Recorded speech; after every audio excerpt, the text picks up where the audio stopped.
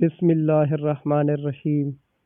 عائشہ رضی اللہ تعالی عنہا بیان کرتی ہیں کہ میں نے رسول اللہ صلی اللہ علیہ وآلہ وسلم سے نماز میں ادھر ادھر دیکھنے کے بارے میں پوچھا۔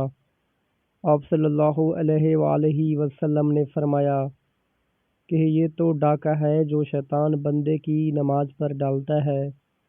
صحیح بخاری حدیث نمبر 751۔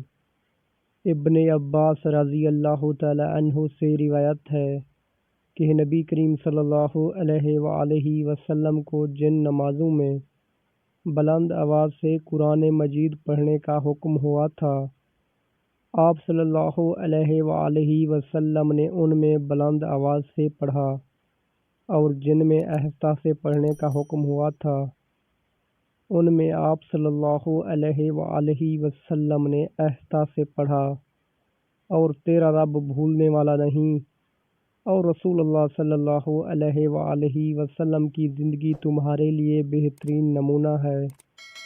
صحیح بخاری حدیث نمبر 774۔